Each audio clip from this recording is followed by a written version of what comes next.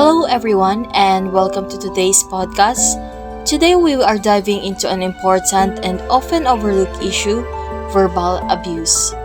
Many people believe that words don't hurt as much as physical actions, but the truth is, words can leave lasting wounds that are just as painful as any physical injury.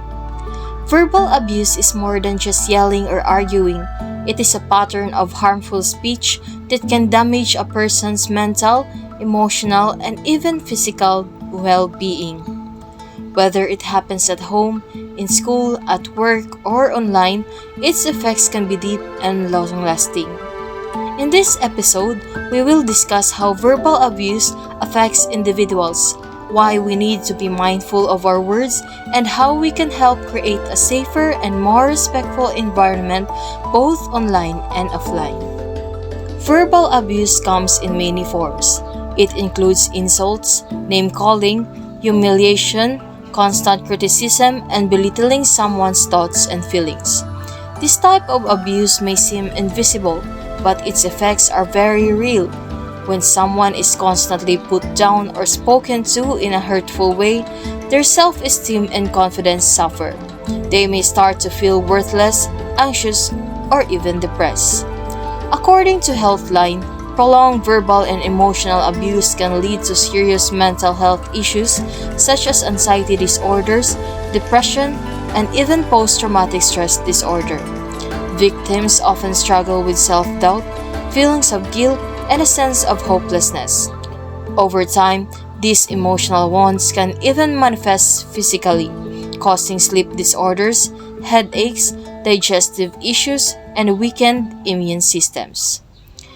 The impact of verbal abuse isn't just limited to personal relationships. In schools and workplaces, people who are frequently insulted or humiliated may experience lower productivity, difficulty concentrating, and a lack of motivation. This is why it is important to recognize that words hold power. They can either lift people up or break them down. With the rise of social media and online communication, verbal abuse has taken on a new form. People can now express themselves freely on the internet, but unfortunately, this has also led to an increase in hate speech, cyberbullying, and public shaming. Online, words spread quickly and can reach a wide audience in seconds. Hurtful comments, insults, and threats can deeply affect victims, sometimes leading to severe anxiety, depression, and in extreme cases, even self-harm or suicide. The Commission on Human Rights has stated that online hate speech and verbal abuse contribute to a culture of violence and discrimination. Unlike face-to-face conversations, where body language and tone help convey meaning, online messages can often be misinterpreted. People feel a sense of anonymity and detachment, making them more likely to say things they wouldn't say in person, but just because something happens online doesn't mean it isn't real. The pain caused by online words is just as real as verbal abuse in the physical world.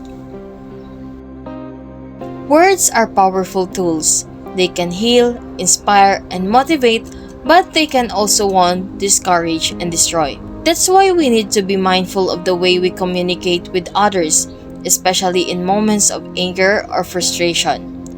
When we're upset, it's easy to lash out with hurtful words. However, staying calm and choosing our words carefully prevents unnecessary harm. Instead of reacting impulsively, we should pause, reflect, and think about the impact of our words. This doesn't mean we should never express our emotions, but there are better ways to communicate frustration or disappointment without resorting to insults or demeaning language.